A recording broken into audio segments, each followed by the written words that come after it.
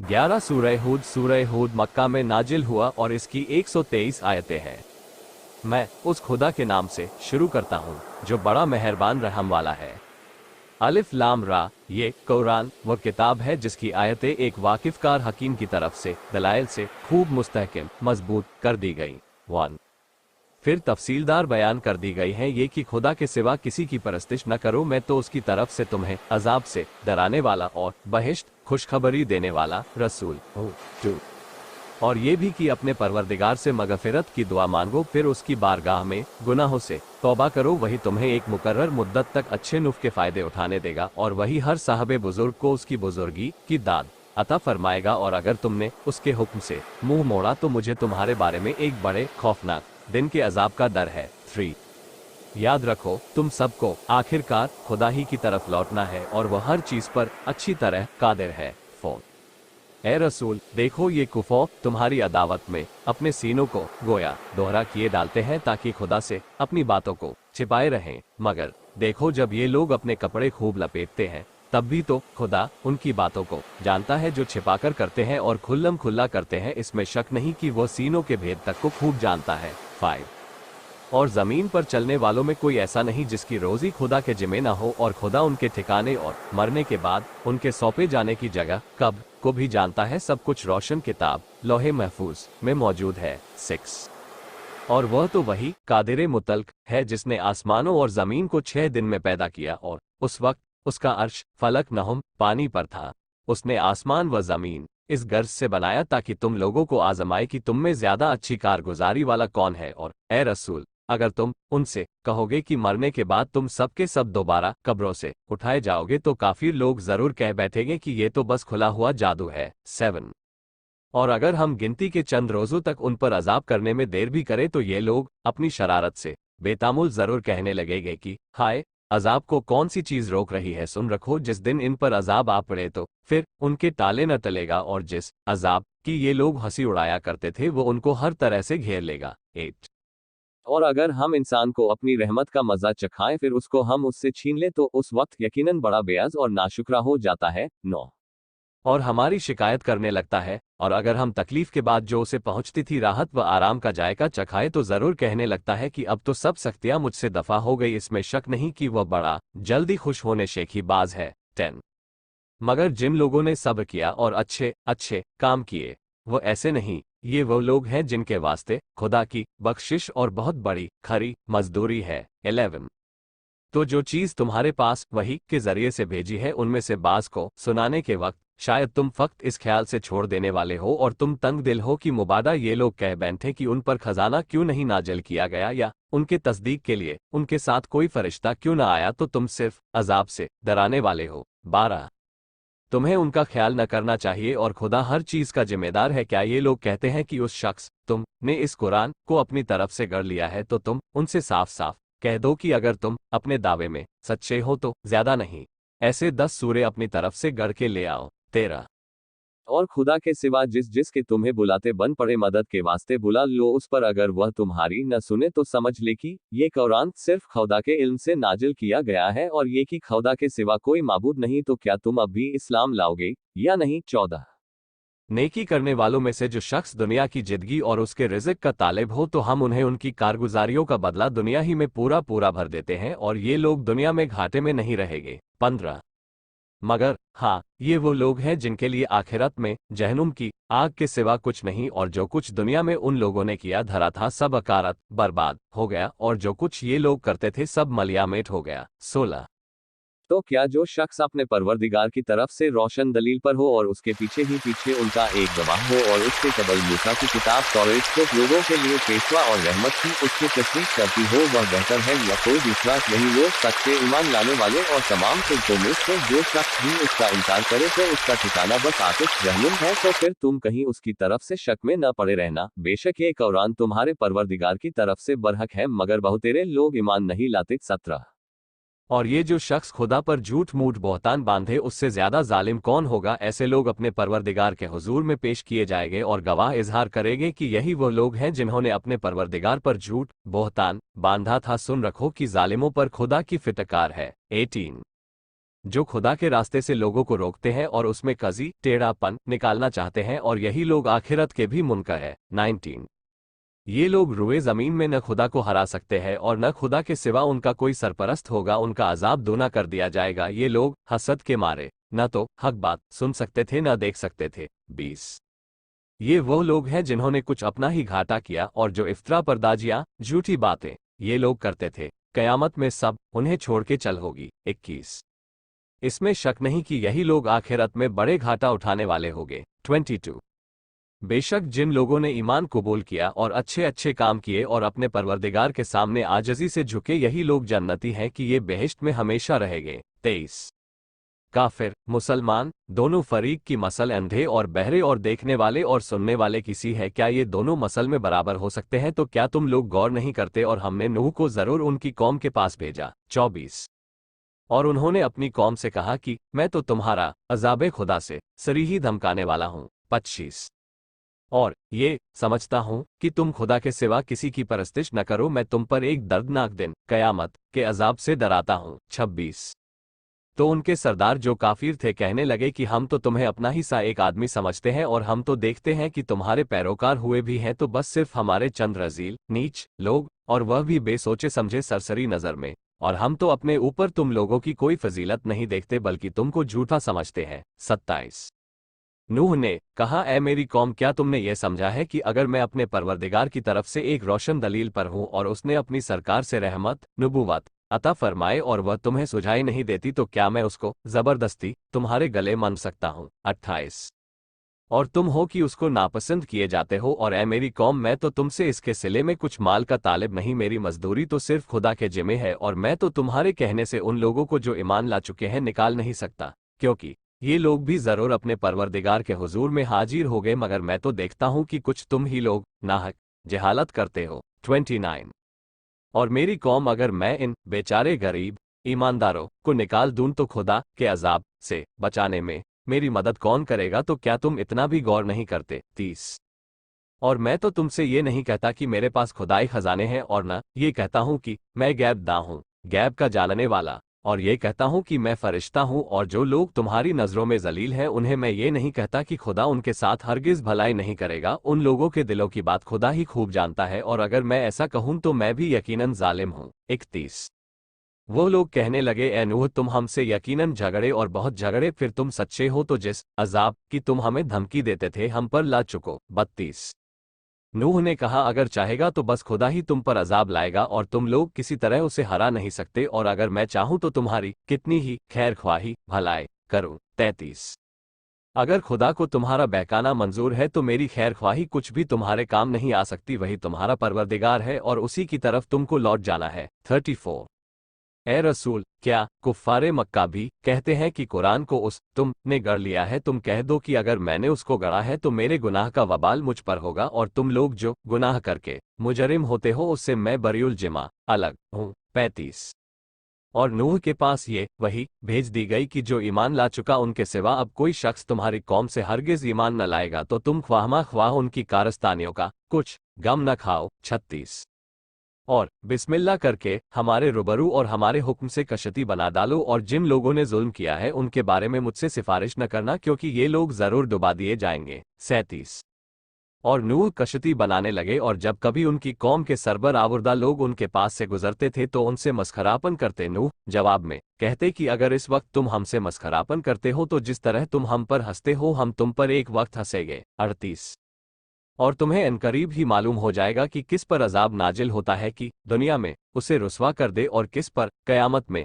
दायमी अजाब नाजिल होता है। 39 यहाँ तक कि जब हमारा हुक्म अजाब आ पहुंचा और तन्नूर से जोश मारने लगा तो हमने हुक्म दिया, ऐ नूह, हर किस्म के जानदारों में से नरमादा का जोड़ा यानी दो दो ले लो, और जिस की हलाकत तबाही का हुक्म पहले ही हो चुका हो उसके सिवा अपने सब घर वाले और जो लोग ईमान ला चुके उन सबको कश्ती नाव में बैठा लो, और उनके साथ ईमान भी थोड़े ही लोग लाए थे। 40 और नूह ने अपने साथियों से कहा, बिस्मिल्लाह मजरिहा मुरसाहा, खुदा ही के नाम से उसका बहाव और ठहराव है, कश्ती में सवार हो जाओ, बेशक मेरा परवरदिगार बड़ा बख्शने वाला मेहरबान है। 41 और कश्ती है कि पहाड़ों की सी ऊंची लहरों में उन लोगों को लिए हुए चली जा रही है, और नूह ने अपने बेटे को जो उनसे अलग थलग एक गोशे कोने में था आवाज दी, ए मेरे फर्जंद हमारी कश्ती में सवार हो लो और काफिरों के साथ न रह। 42।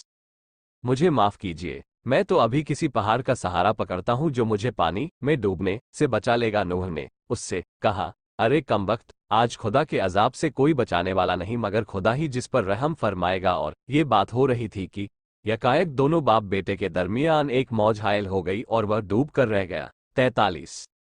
और गैब खुदा की तरफ से हुक्म दिया गया कि ए जमीन अपना पानी जज्ब शेख करे, और ए आसमान बरसने से थम जा, और पानी घट गया और लोगों का काम तमाम कर दिया गया, और कश्ती जो वही पहाड़ पर जा ठहरी, और चारों तरफ पुकार दिया गया कि जालिम लोगों को खुदा की रहमत से दूरी हो। 44।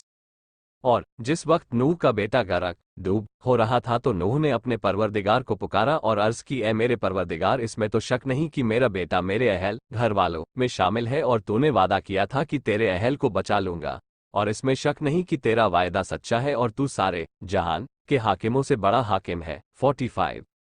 तू मेरे बेटे को नजात दे। खुदा ने फरमाया, ए नूह, तुम ये क्या कह रहे हो? हरगिज वो तुम्हारे अहल में शामिल नहीं, वो बेशक बदचलन है। देखो, जिसका तुम्हें इल्म नहीं है मुझसे उसके बारे में दरख्वास्त न किया करो, और नादानों की सी बातें न करो। नूह ने अर्ज की, है मेरे परवरदिगार, मैं तुझ ही से पनाह मांगता हूँ कि जिस चीज का मुझे इल्म न हो मैं उसकी दरख्वास्त करूँ। 46।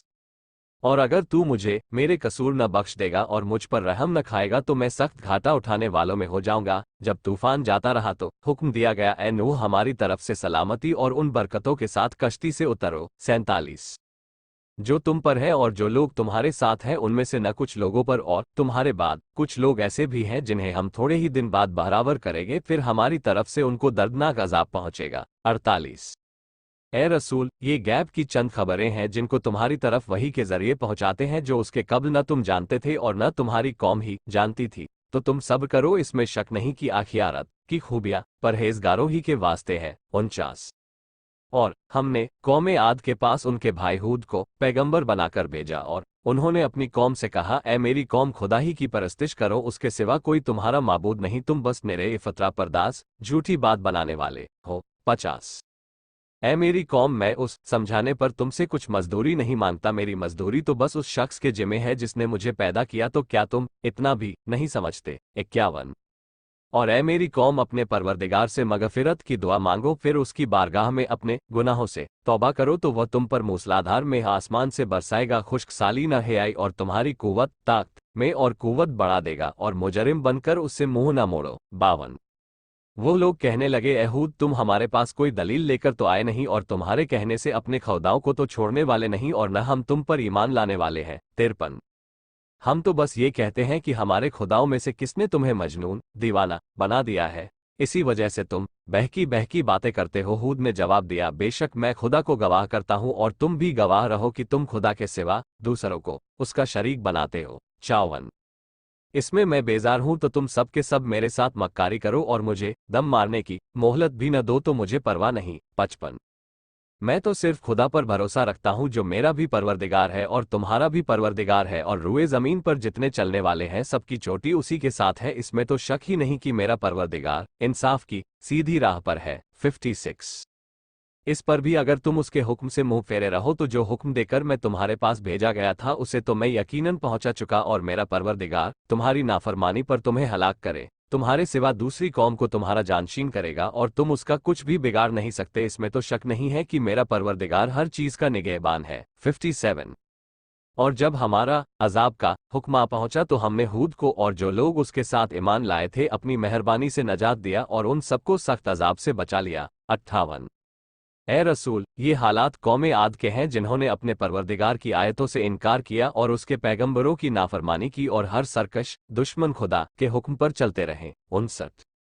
और इस दुनिया में भी लानत उनके पीछे लगा दी गई और कयामत के दिन भी लगी रहेगी। देख, कौमे आद ने अपने परवरदिगार का इनकार किया, देखो हूद की कौमे आद हमारी बारगाह से धुकारी पड़ी है। 60।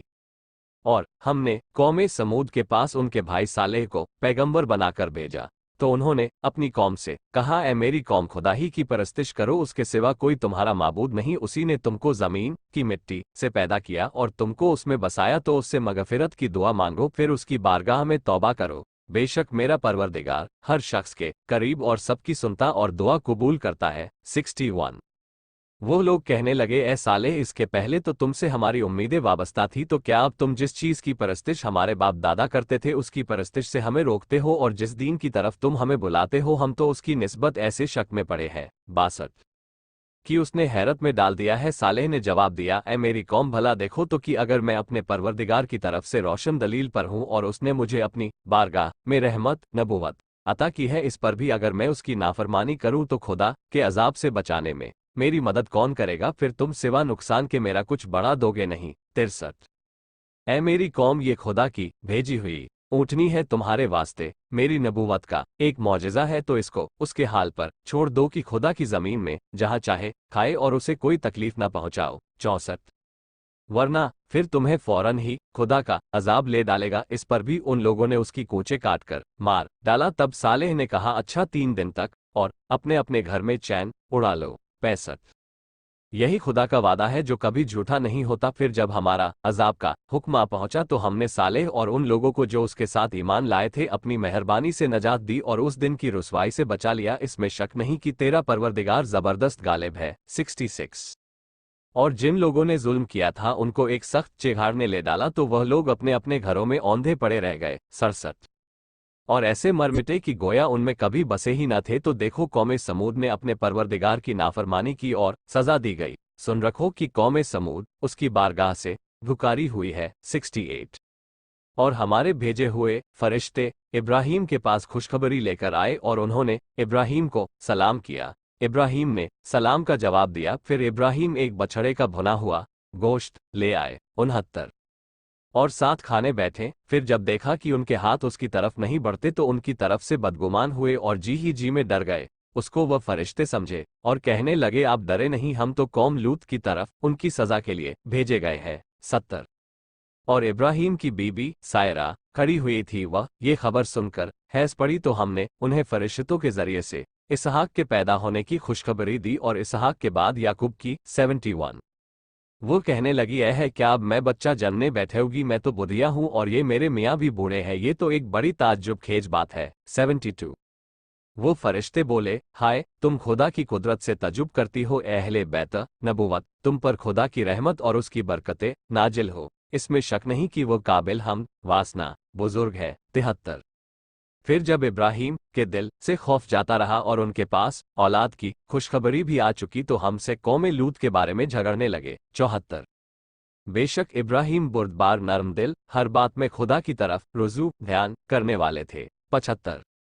हमने कहा, ए इब्राहिम, इस बात में हट मत करो, इस बार में जो हुक्म तुम्हारे परवरदिगार का था वो कतन आ चुका और इसमें शक नहीं कि उन पर ऐसा अजाब आने वाला है। 76।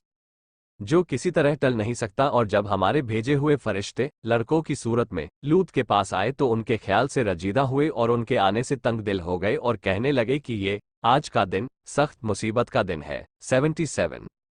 और उनकी कौम लड़कों की आवाज सुनकर बुरे इरादे से उनके पास दौड़ती हुई आई और ये लोग उसके कब्ल भी बुरे काम किया करते थे। लूत ने जब उनको आते देखा तो कहा, ए मेरी कौम, ये हमारी कौम की बेटियां मौजूद है, उनसे निकाह कर लो, ये तुम्हारी वास्ते जायज़ और ज्यादा साफ सुथरी हैं। तो खुदा से डरो और मुझे मेरे मेहमान के बारे में रुसवा न करो। क्या तुम में से कोई भी समझदार आदमी नहीं है? 78। उन कमबख्तों न जवाब दिया, तुमको खूब मालूम है कि तुम्हारी कौम की लड़कियों की हमें कुछ हाजत जरूरत नहीं है और जो बात हम चाहते हैं वह तो तुम खूब जानते हो। 79। लूत ने कहा, काश मुझ में तुम्हारे मुकाबले की कुव्वत होती या मैं किसी मजबूत किले में पनाह ले सकता। 80। वो फरिश्ते बोले, ए लूत, हम तुम्हारे परवरदिगार के भेजे हुए फरिश्ते हैं, तुम घबराओ नहीं, ये लोग तुम तक हरगिज नहीं पहुंच सकते। तो तुम कुछ रात रहे अपने लड़कों बालों समेत निकल भागो और तुम में से कोई इधर मुड़कर भी न देखे, मगर तुम्हारी बीबी की उस पर भी यकीनन वो अजाब नाजिल होने वाला है जो उन लोगों पर नाजिल होगा और उन के अजाब का वादा बस सुबह है, क्या सुबह करीब नहीं? 81। फिर जब हमारा अजाब का हुक्म आ पहुंचा तो हमने बस्ती की जमीन के तबके उलटकर उसके ऊपर के हिस्से को नीचे का बना दिया और उस पर हमने खरंजेदार पत्थर ताबड़तोड़ बरसाए। 82। जिन पर तुम्हारे परवरदिगार की तरफ से निशान बनाए हुए थे और वह बस्ती उन जालिमों कुफ्फारे मक्का से कुछ दूर नहीं। 83। और हमने मदियन वालों के पास उनके भाई शोएब को पैगंबर बनाकर भेजा। उन्होंने अपनी कौम से कहा, ऐ मेरी कौम, खुदा की इबादत करो, उसके सिवा तुम्हारा कोई खुदा नहीं, और नाप और तौल में कोई कमी न किया करो। मैं तो तुमको आसूदगी खुशहाली में देख रहा हूँ, फिर घटाने की क्या जरूरत है। और मैं तो तुम पर उस दिन के अजाब से डराता हूँ जो सबको घेर लेगा। 84। और ऐ मेरी कौम, पैमाने और तराजू इंसाफ के साथ पूरे पूरे रखा करो, और लियागों को उनकी चीजें कम न दिया करो, और रुए जमीन में फसाद न फैलाते फिरो। 85। अगर तुम सच्चे मोमिन हो तो खुदा का बकिया तुम्हारे वास्ते कहीं अच्छा है, और मैं तो कुछ तुम्हारा निगहबान नहीं। 86। वो लोग कहने लगे, ऐ शोएब, क्या तुम्हारी नमाज जिसे तुम पढ़ा करते हो तुम्हें ये सिखाती है कि जिन बुतों की परस्तिश हमारे बाप दादा करते आए उन्हें हम छोड़ बैठे, या हम अपने मालों में जो कुछ चाहे कर बैठे? तुम ही तो बस एक बोलबार और समझदार रह गए हो। 87।